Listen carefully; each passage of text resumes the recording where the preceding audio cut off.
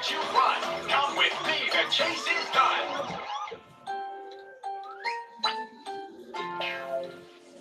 Choo-choo.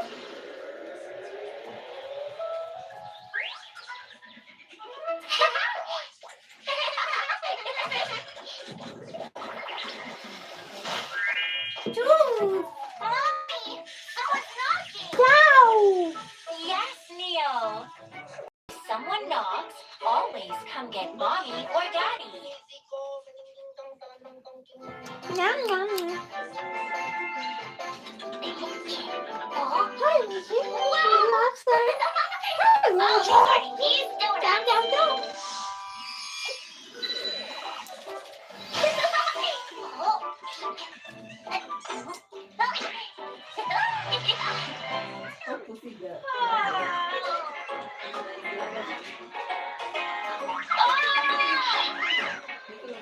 Little police officer guarding the donuts. Oh, a donut's missing. I look all around. Where could the thief be? La la la la la la. Hush. Hiding right here.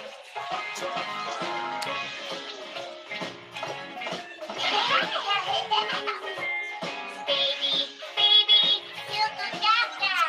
You took the donut, Yuku-gaga. Telling lies, Yuku-gaga. Open your mouth, ha ha ha.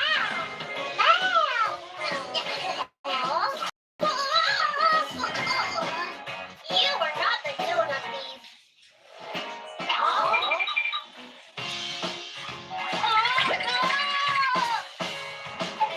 Little police officer guarding the donuts. Oh, a donut's missing. I look all around. Where could the thief be? La la la la la la. Hush. Hi, Ronnie. Hi, Ronnie. Saseni poa sana. Thank you for subscribing, Ronnie. Bumbling, bumbling. You took the donut. Telling lies. Open your mouth. Ha ha ha. You are not the donut thief.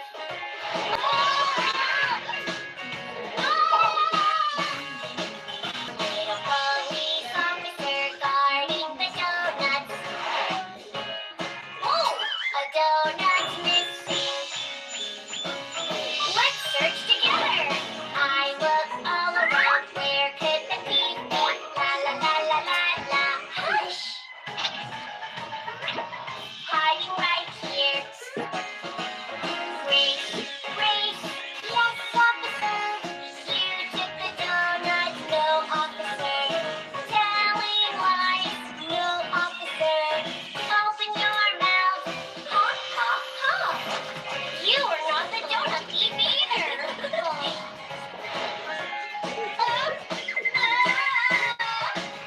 Little police officer guarding the donuts.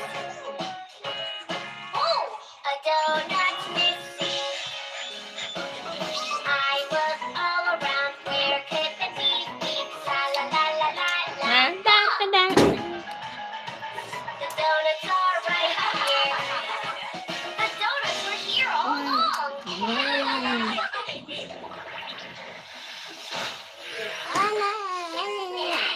Yeah. Yeah. Wash your hands before eating. Oh, Wash your okay. hands.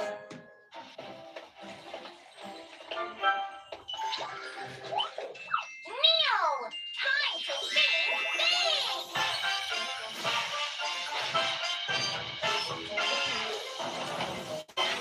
I am a superhero. Go, go, here I go. With my friends are go, go, here I go. I am a superhero. Go, go, here I go. When my friends are in trouble.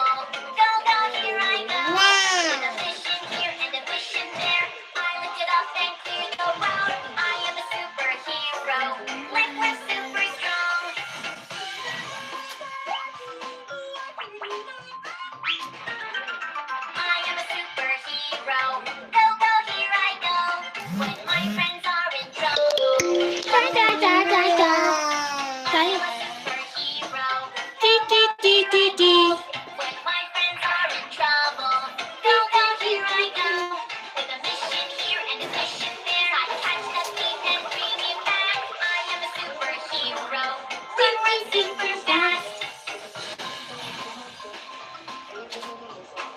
Charlie. I'm a superhero. Go, go, here I go. When my friends are in trouble. Go, go, here I go. I am a superhero. Go, go, here I go. When my friends are in trouble. Go, go, here I go. With a mission here and a mission there. I shake down every bad. I am a superhero. Small, small, super small. Go live. Hatimnya. Go, go, here I go. When my friends are in trouble. Go, go.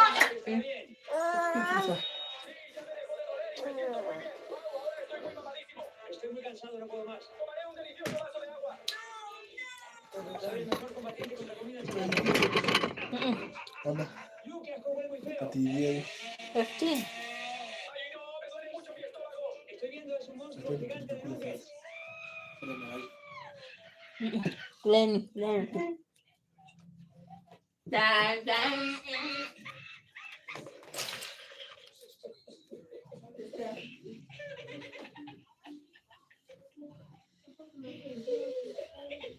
Told her every day, but I tell her that I'm the emperor and I have a lot of things to do, so I can't go with her. She gets upset with me.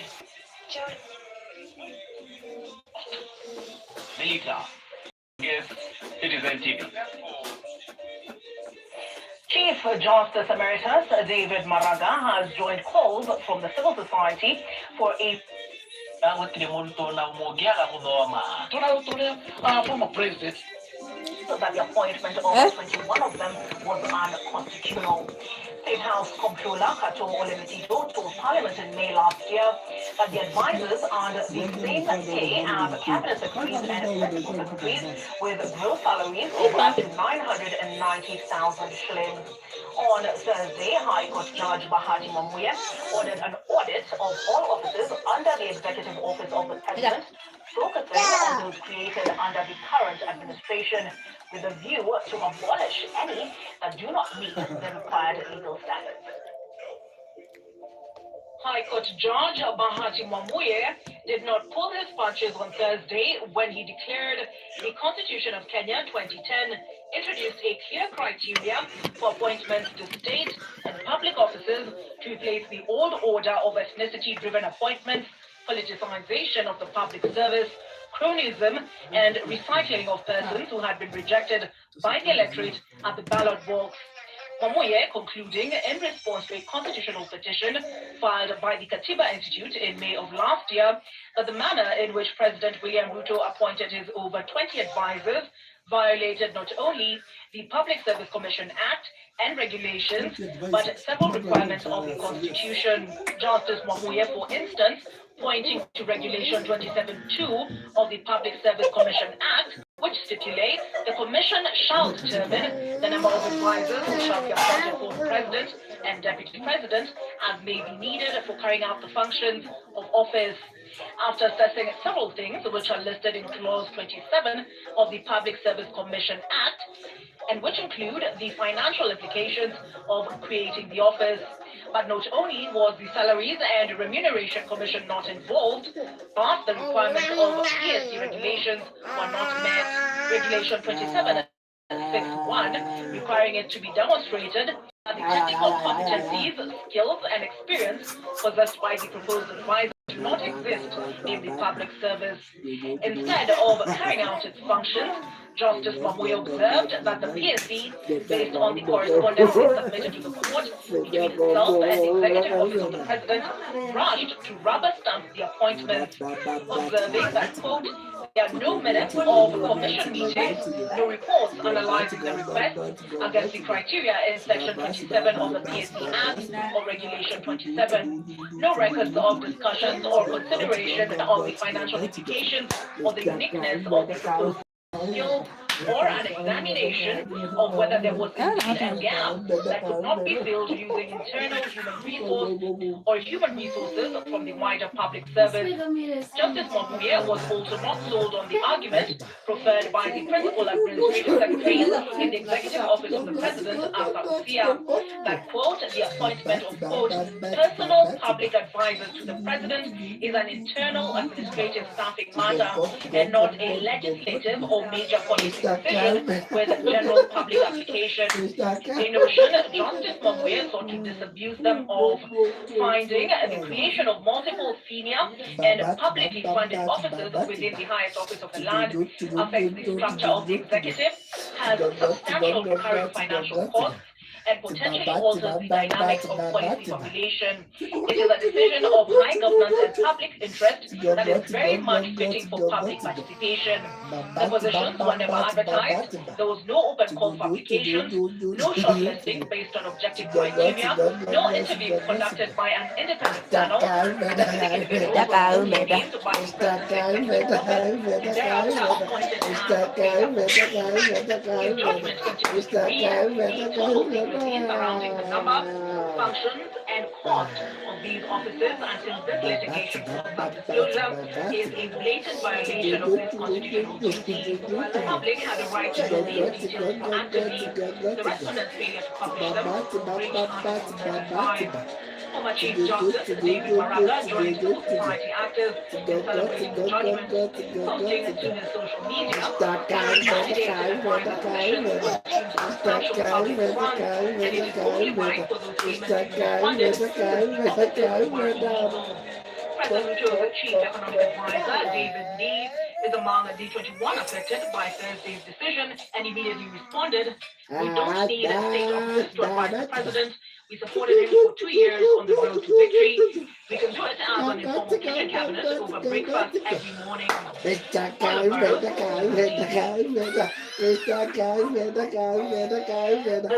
the green light allowing grade 10 learners to report to school without uniforms or fees, some families remain at a crossroads. Harsh economic times have left many without the means for transport to their respective schools, dampening their hopes of accessing education.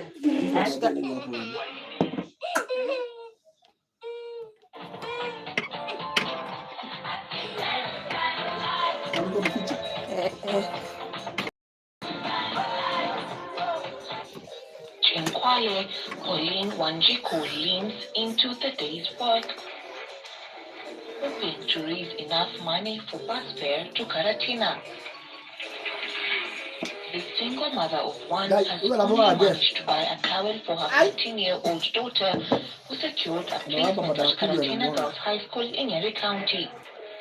And despite the president's directive allowing all grade 10 learners to report to school without uniforms or boarding fees, Pauline fears for her daughter's sustenance, saying the overall cost of schooling remains far beyond her reach.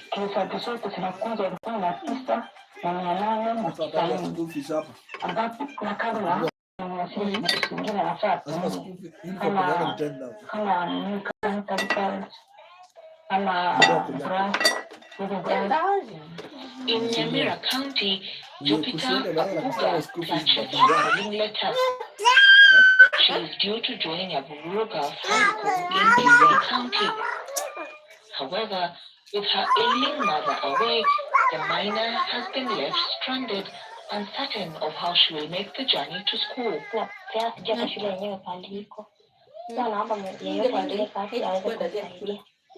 Niweza kutimiza ndoto yangu ya kuwa nilisaja, nisaidie familia yangu sababu iko chini.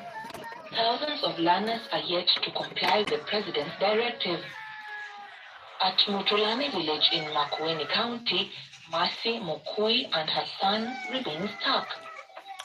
Despite having transferred from Mwingi Boys to Kitonyoni Senior Secondary School, the family is conflicted, uncertain about the long-term implications of the president's directive. Sasa nauliza serikali, wamesema tupeleke watoto shule, nafasi 5. Wamesema tupeleke shule hata kama huna kitu, tupeleke shule. Sasa second term itakuwaje? As the clock ticks, learning is set to begin for the inaugural Grade 10 cohort. For those with humble backgrounds, however, hope slips from their fingers with every passing day. For now, they remain stranded, waiting for the light at the end of the tunnel. Laura Otieno, Citizen TV. A storm is brewing in schools across the country barely 24 hours after President William Ruto directed that grade 10 students should report to school with or without fees. With large numbers of learners joining under the new directive, school principals say they're being asked to perform a miracle to teach, feed, house, and sustain students without the funds to do so. Speaking to Citizen TV on condition of anonymity, school heads say the government has released a paltry 5,000 shillings capitation, a figure they say falls far below what was promised and what is needed to keep the schools running. That report is Crispin Otieno. As hundreds of students streamed into senior secondary schools across the country, following the presidential directive issued on Thursday. For many of these schools, the early celebration of open gates is fast giving way to anxiety. Speaking on condition of anonymity, principals who spoke to us say the president's assurances are in sharp contrast to the realities on the ground in their schools. The president talk about 50% of capitation.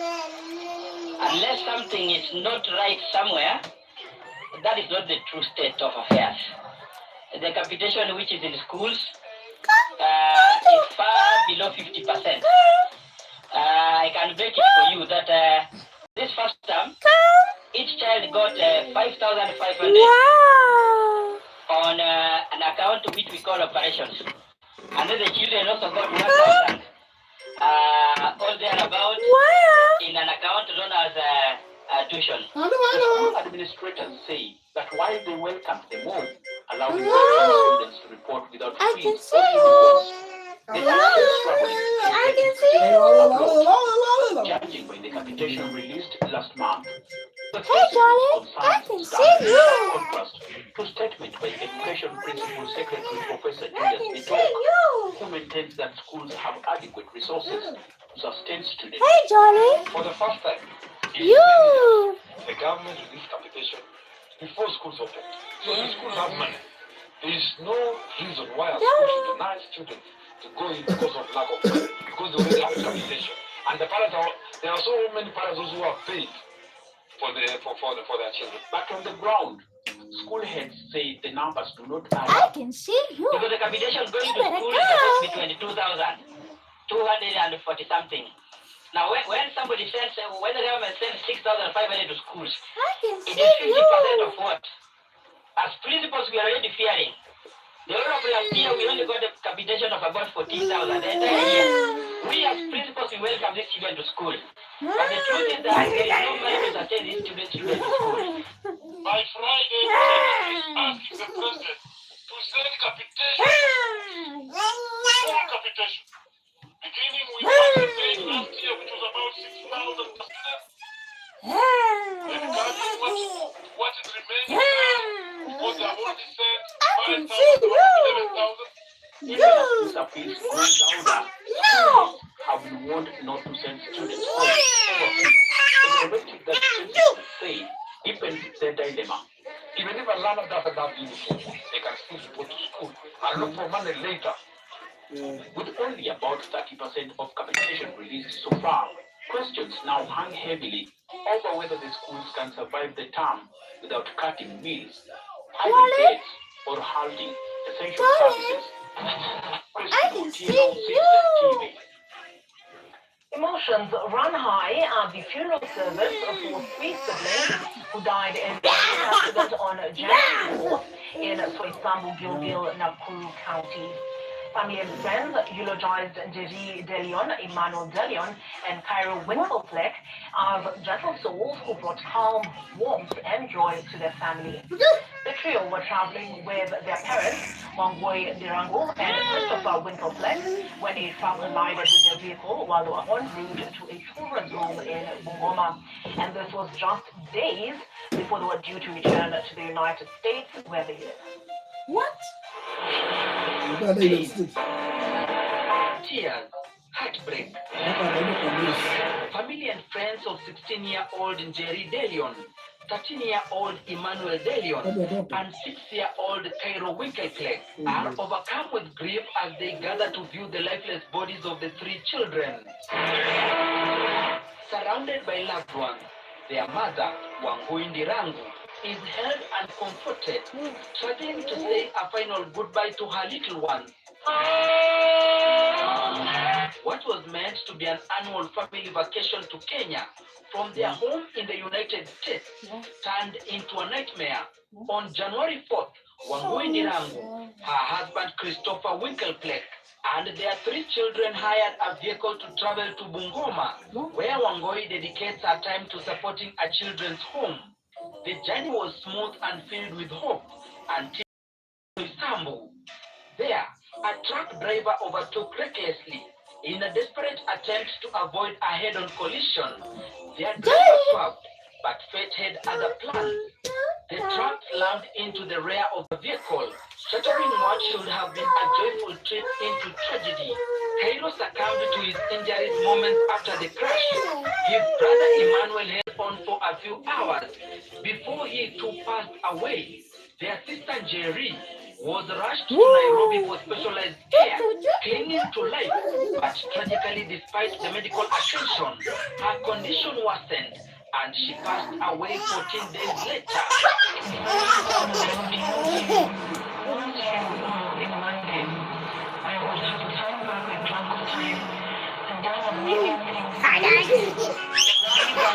Everyone was beautiful. It broke my heart to lose you both, but you didn't go far apart. You didn't go alone. A part of me went with you.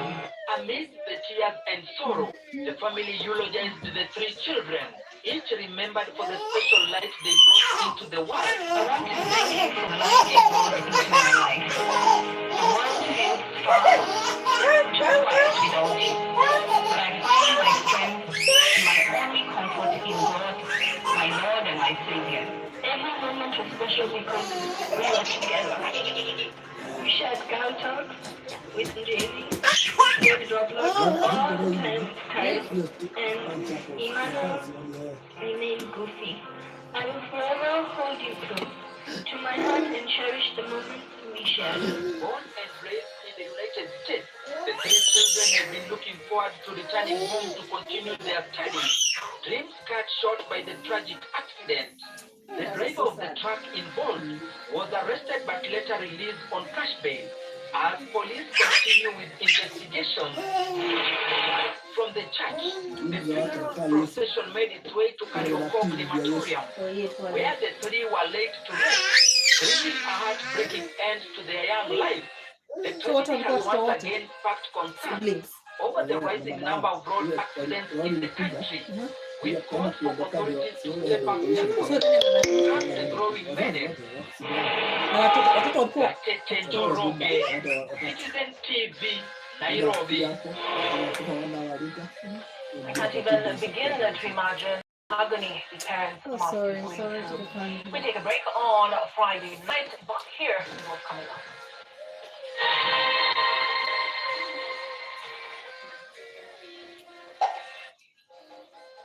Katika siku kama shikeni watataka shilingi na I need a fragrance to keep me. mashine msipoteze huko kimbini. Kaona kalewa hii. Kana ile inaweza. Moja kirana ikawa naona hii ni sawa kijapo unajua imechafuka.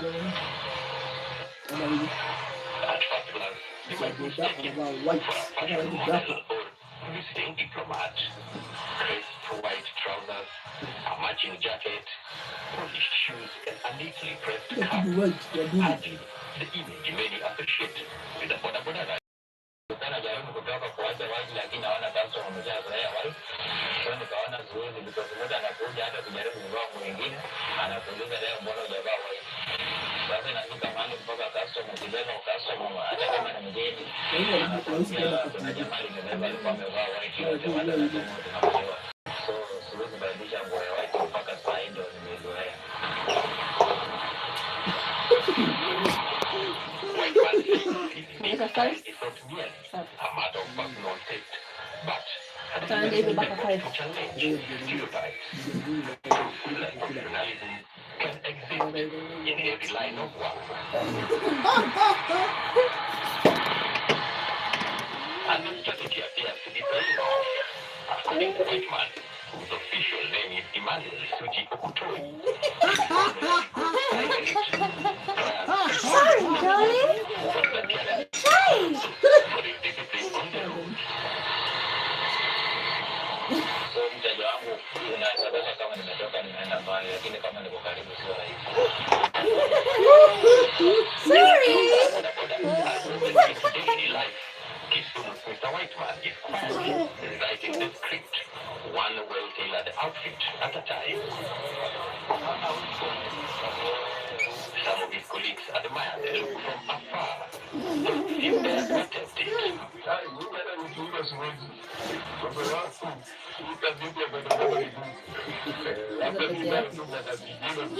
You. Concern about Mr. Whiteman's dress code is the artistic demand.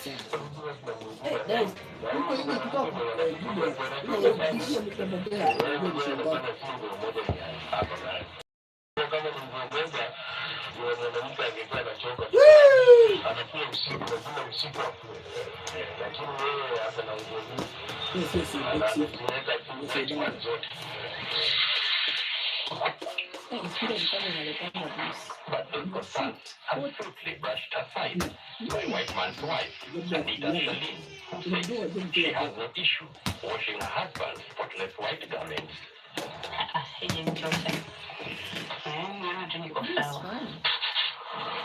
Anita confirms that one of the things that makes the distinctive style. He will turn up the way, dressed entirely in white, until curiosity got the better of her. Unanielezea kila kitu, mimi kwangu ni white, kila kitu ni white. Nikasema sawa, nitajaribu, nikiweza ni sawa, tutaishi. Nikishindwa tena ni sawa. She prayed, and together they went on to bless the union with two children, a boy and a girl. Inside their one-room house in Nyalenda slums, the deed continues. Everything is white, from the curtains draped against the mudwall to the plastic carpet spread across the floor. Mimi unafua kila siku. Thank you guys for watching live. Make sure you subscribe. Zinafuliwa kila siku alafu zinarudishwa. According to Mr. Whiteman, That is nice, darling. You become romantic. high standards. Oh, nice. He wears up to 2 sets of clothes in a single day. Sasa kuna viatu zenye navanga asubuhi, nikienda joga asubuhi, sasa tena nienda nabadilisha na vijana pia. So zinabadilishwa. Asubuhi naamka saa 12. Navaa white, nafanya kazi mpaka saa 4. Kuna za asubuhi, kuna za mchana. Alafu za mchana zinapigwa na kuna rangi yake nanunua, napiga mwenyewe na kwenda kilinda narudi kwa barabara. Unabadilisha kila siku kuanzia kofia mpaka kuanzia kofia, kuna kofia asubuhi, kuna kofia mchana. Niko nazo tano. Wote zinaoshwa. White ni kofia na pia tano ilipita hivi. Sawa. Now, for Mr. Whiteman and his wife Anita, his lifestyle is not just about cleanliness, but also a fashion statement. Whether it is fashion, confidence, or simple self-belief, Whiteman's story is a reminder that sometimes stepping out is all it takes to move ahead. Hiyo ni kitasa mbili. Well, glad to be disappointed of folks that will not have one day. Wow, that is good. Watch the story. Well, Kuligon, Mangu High School in Kiambu County has marked 100 years of its founding, with education stakeholders, alumni, and students reflecting, showing with their mother. According to their family, the man began making inappropriate advances toward the children, and when confronted, he allegedly planned the attack that targeted the entire family. So mama akanipigia simu akaniuliza Eva uko wapi? Ndipo alikuja akaniambia huyo jamaa naona ni kama anataka kuniangamiza. Nikamuuliza utaenda kwa nyumba na si atakuja huko. Akaniambia wacha tu niende niona watoto nimewacha peke yao. Sagiro ni yake, but wengi wanamjua kama Ronald Anyoni. CCTV footage obtained from a petrol station in Mukuru Kwanjenga shows the suspect on the night of the attack at around 11:28 p.m. He reportedly arrived to fuel his motorbike to a full tank at a cost of 1,815 shillings. After filling the tank, the suspect allegedly told the attendant he had paid via M-Pesa, handing over his mobile phone before speeding away without making any payment. Moments later, he is said to have carried out the attack on the family.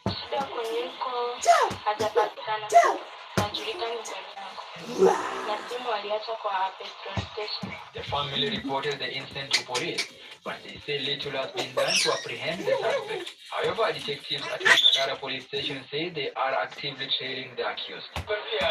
Security and management at Mukuru Kwanjenga Bomayango Estate declined our request to access the crime scene, raising questions about how the suspect was able to enter the well-guarded estate, set the house on fire, and leave unnoticed. Franklin Wala, Citizen TV. Police in Pangani, Nairobi, are investigating the torching of a bus involved in the accident along Jarud on Saturday morning, which left a Buddha Buddha rider dead. According to the driver of the bus, which belongs to Ford Travelers Circle, the accident happened after a Buddha Buddha operator hit a woman, lost control of his motorcycle, and was thrown under the moving bus, sustaining fatal head injuries.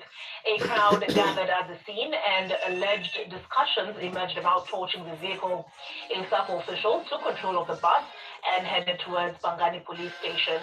He was chased and cornered by a group of rowdy youth on motorbikes who assaulted him, leaving him with life-threatening injuries before torching the bus. The circle was rushed to the Nairobi West Hospital and admitted to the intensive care unit.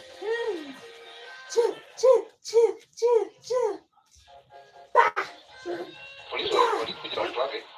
Sasa walikuja. Mimi nikaona watu wa pikipiki wamejaja hapo. Wakisema hakuna phone itapita hapo. Mimi nikakunyorosha tu nikaenda hapo. Kuna ushahidi wa kutosha. Hao vijana watashikwa. Wanajulikana mpaka mahali wako. Wakitaka tuwasaidie, watuita sisi tutawasaidia.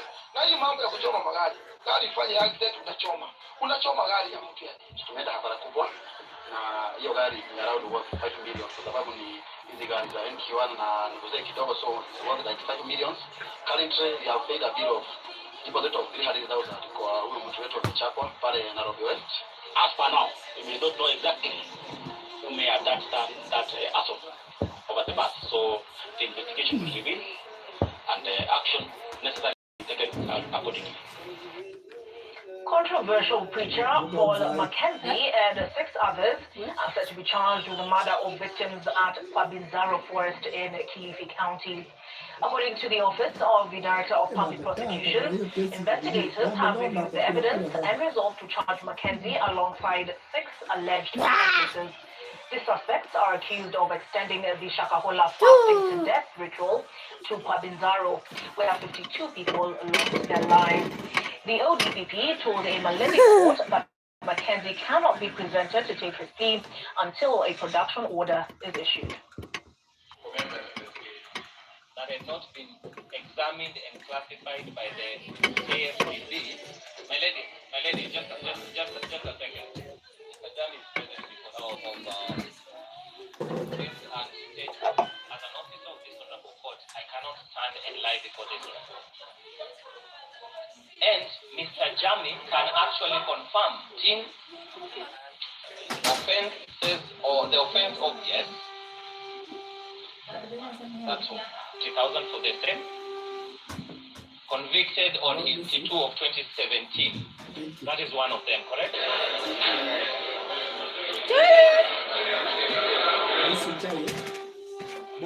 The United Opposition says it will front a joint presidential candidate early next year to challenge President William Ruto. Speaking in Kitui County, the Wiper Patriotic Front leader, Kalonzo Musyoka, APK chairperson Eugene Wamalwa called for reforms at the IEBC, accusing the electoral body of poor performance in last year's mid-polls. The leaders also urged public vigilance ahead of the 2027 general election, vowing to defeat President William Ruto at the ballot.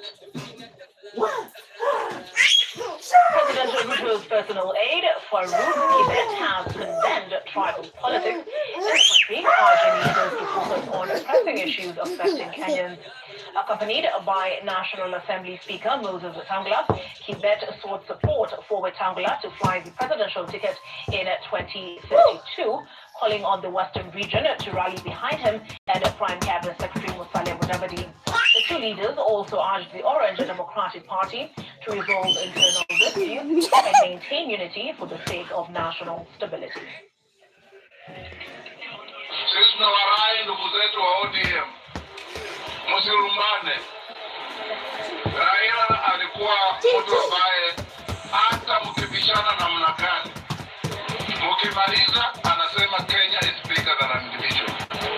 Hata mimi tulikosana baada ya kura ya 2017, lakini baada ya kupata away kila weekend kama Arsenal inacheza anasema anaambia hiyo watu twende tuangalie Arsenal, sisi ni watu ya Arsenal. Mimi nataka hiyo serikali ikimalizika ya kuunga mheshimiwa William Ruto, serikali ikuje hapa Kenya. Nyinyi mko tayari?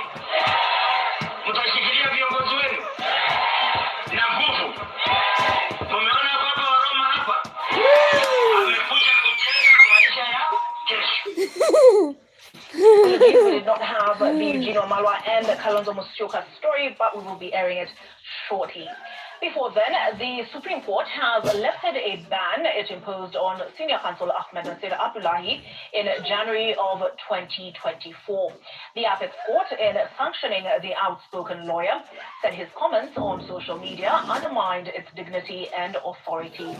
In lifting the 2-year-old ban, however, the court stated that Senior Counsel Ahmed Nasir Abdullahi had an opportunity to introspect and determine his relationship with the Supreme Court, and that it had no reason to doubt assurances given by counsels on record. The court further ruling that Senior Counsel Ahmed Nasir Abdullahi, on an employee of his law firm, any other person holding his brief or acting on his instructions, may appear and practice before the Supreme Court henceforth. However, in a rejoinder, Ahmed Nasir posted on his X account that whereas his partners and associates must free to appear before the court, he will not in person practice before it unless it justifies reasons for sanctioning him. And that happened in 2024 when deep seated challenges affecting the judiciary, vowing to fight for judicial reforms. The ban was imposed on the 23rd of January 2024.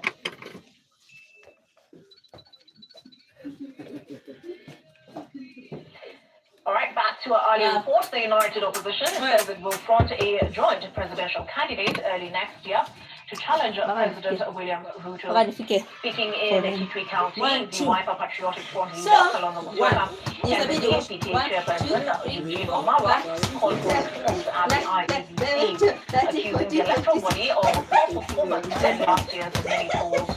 The leaders also urged public vigilance ahead of the 2027 election, vowing to defeat President William Ruto at the ballot. Kwamba sisi katika United Opposition tumeamua tunaenda kushikana hadi tumtoe William Ruto.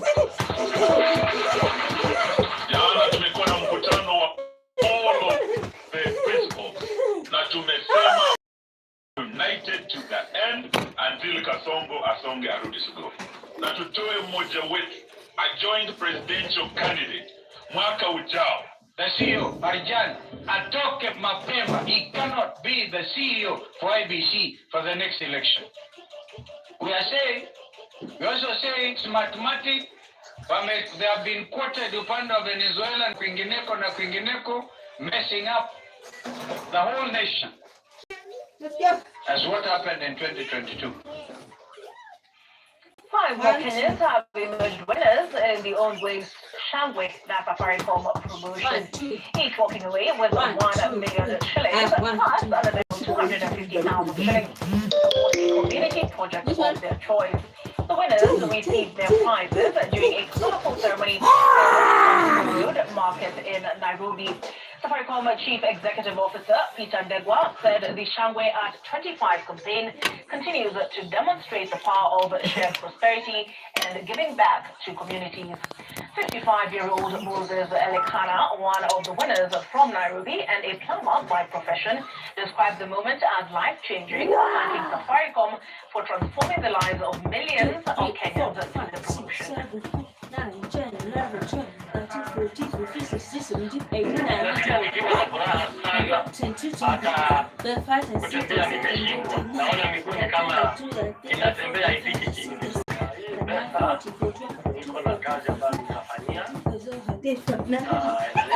ujenzi wangu ambao ulikuwa umekwama, na pia niko na mtoto ambayo anaenda college, pia itanisaidia kwa school fees.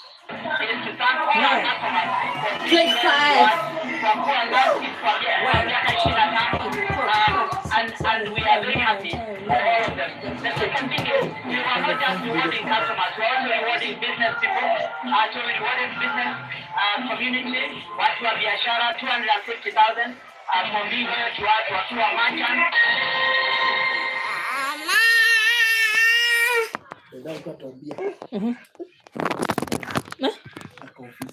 Whenever you fly into space or take your first step as a baby, soft hair always stays with you. Nere siria rito kana kirigiro gitu makiria akere kwaga kirigiro. Na economy tugaga business confidence, consumer confidence. All right, come Julie. 1, 2, 3, 4, 1, 2.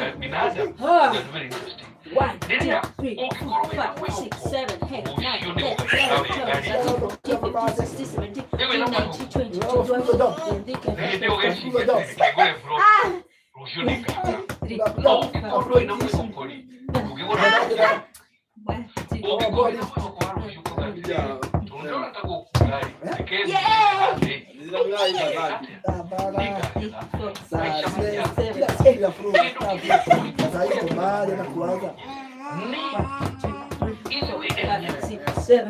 9, yay!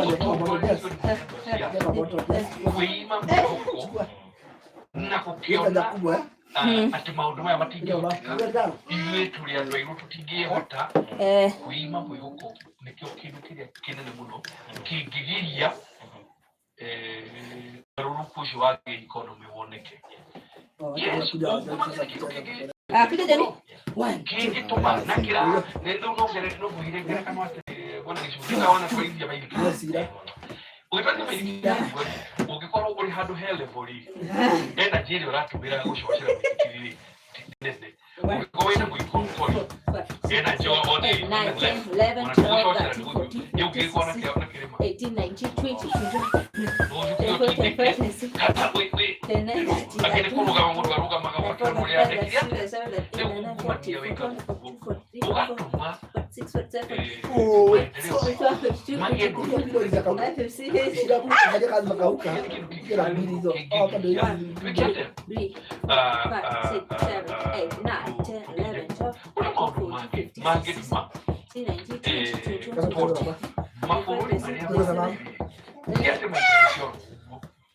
ona muno marageria kwao gwĩkĩra gũkũre koguo mabũrũri marĩa mangĩ no matuĩke competitive gũkĩra tarĩu andũ nĩ mararia makauga atĩrĩ wendere tũrĩ iganda cia namba Kenya tikũrĩ iganda cia kũra gũkũ tarĩu cia gũthondeka tũkiuge dawa ya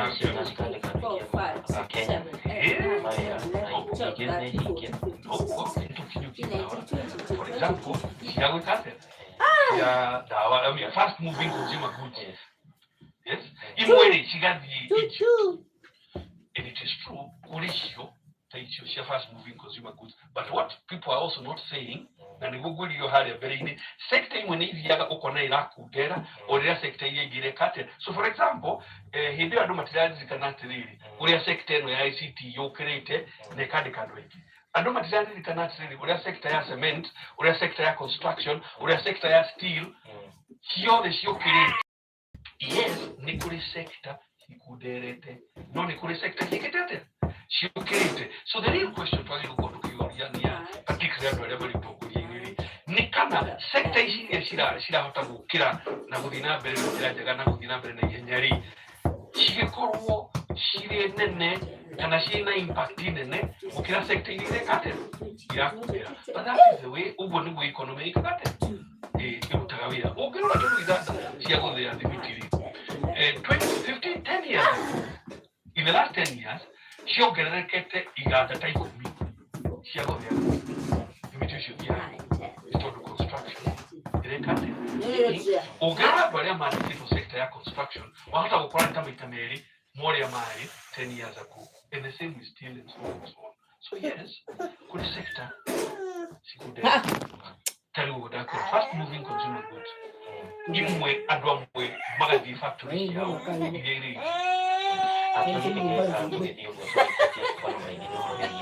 kahinda karĩa ũgĩtigarĩtie karĩa kehetwo nĩ President William Ruto gũkorwo wĩgũthĩ-inĩ nĩ maũndũ marĩkũ we wĩta mũndũ ũrenda kũhiũkia na Akenya mũthenya ũmwe ũngĩrũgama handũ kana ũtagwĩta rĩngĩ o haha ũkauga na nĩma nĩ manyitire na nĩma nĩ twathiĩ mbere.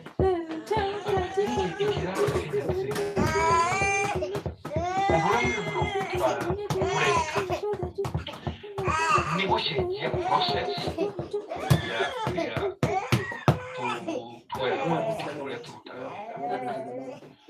kuma authority gũtuĩka service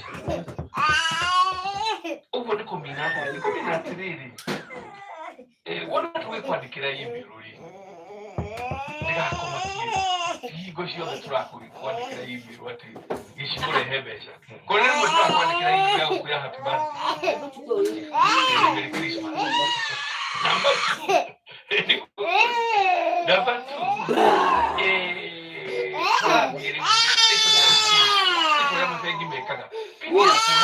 doesn't matter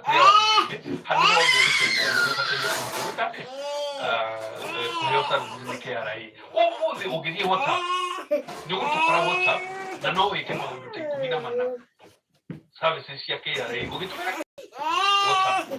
umuthi ugithi website ukora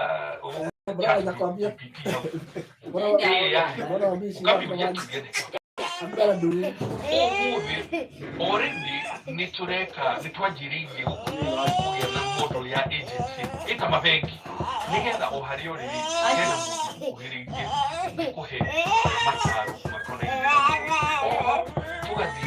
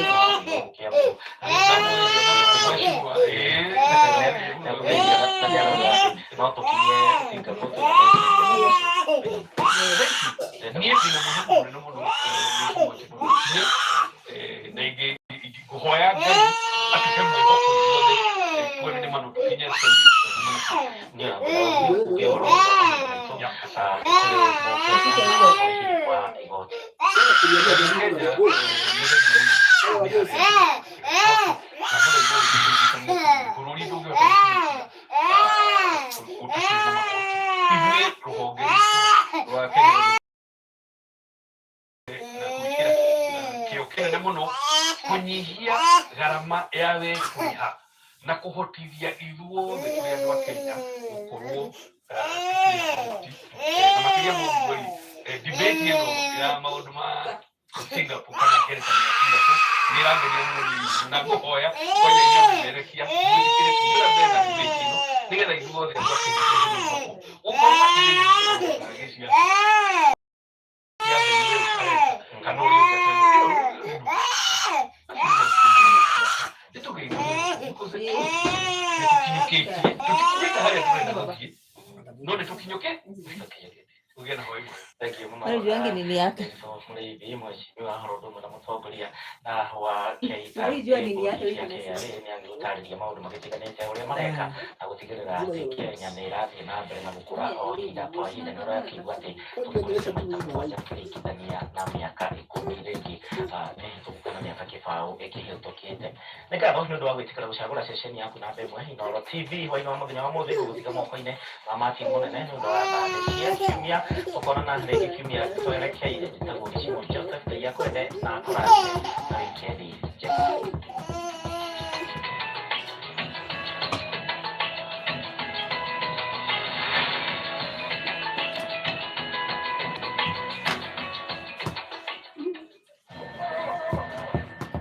Rugano rugutuma ureno theke wende no mene rugano rwina njatukano ũraharũcia kuona kũ ũkumania wĩru gũthianĩra ona mwĩtakunyo mũndũ ũyũ nĩwatetereka ũyũ no kegathinyiraga gatarĩ gakunyĩri don't dare joke nĩ kanya kaiyũire mwaki wa mabebei na nĩ wama ona kaiyũire mataro tondũ kwĩyonera nwangakĩrĩ kwĩrwo itanara na ithuĩ thĩinĩ wa Inooro TV.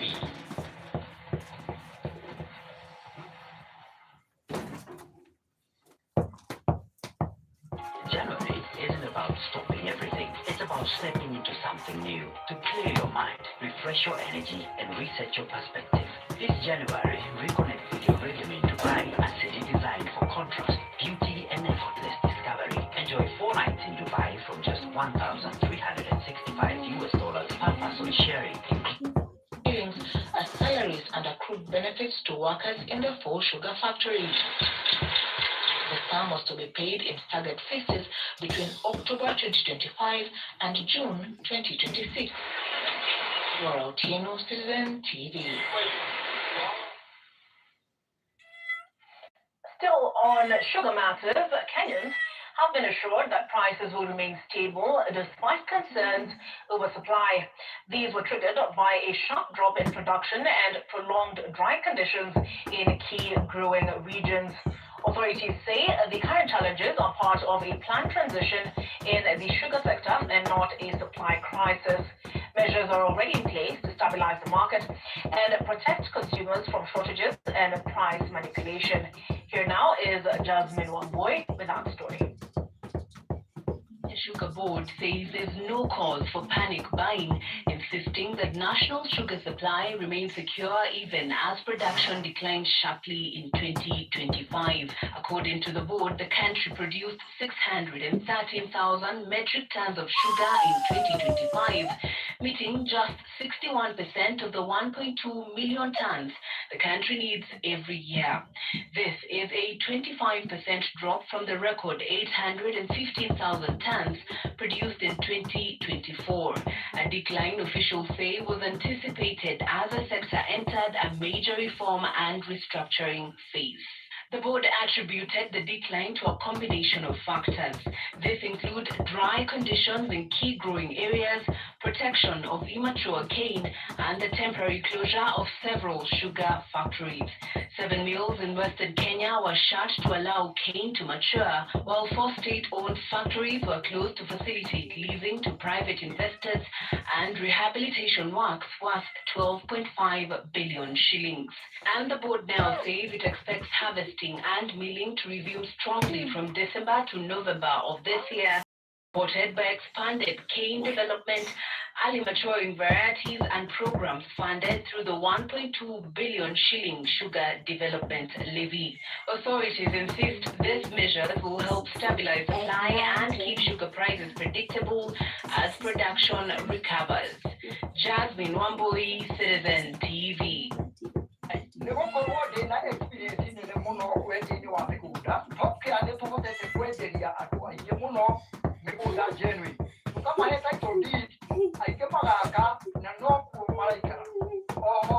kuririkanagia ati ugitua matua ma kwigithia ugie na ubashiriri munene muno tondu mbeca icio ciaku cionete na uhuthu kwina mugunda turakwenderia juja 595,000 na kuo Joska Kagundo Road tukakwenderia 395 tuhurire thimu o riu 708 000 999.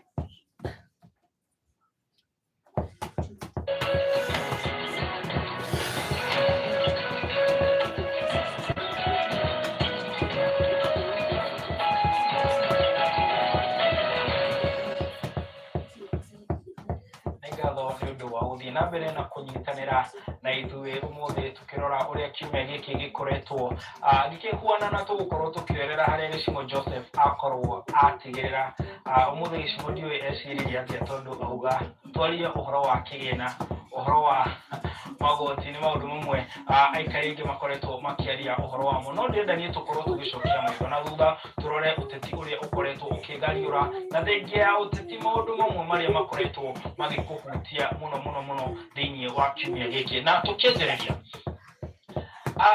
ciana nyingi ire o muciĩ o ni ona thengia wa President William Ruto gukorwo akiruta mukana na kuga ciana ciothe umuthi uyu ikorwo ikirokio thukuru na wathikiriria aciari aingi aria tukoretwo tukiaria nao na ni kiumia giki na nginya kiumia kiu kingi giakorirwo gigithira marauga kiria kiratuma mage gukorwo mathiete thukuru kiria gitumite makorwo mateguthie thukuru ni tondu wa kwaga kindu gigwitwo mbeca makuga ciringi ni yagite muno na tondu ciringi ni yagite nikio mararemwo gutwara ciana thukuru no President akoretwo akiuga mwana akorwo ena uniform ya thukuru athomagira niyo junior school athie onokorwo ndari na fees athie na aria makoragwo magitongoria thukuru makirwo mareke maingire no rukiuria aria makoragwo moi uhoro wa githomo maroria ni atiriri mwana tondu ni athie thukuru atari mbeca ekuria ki mwana tondu ni athie thukuru atari na mbeca arihite aria maramuthomithia tigari moria ATSC marire hagwo na ki na ni ciuria nyingi na oho tondu kuratuka kwina mbeca itumitwo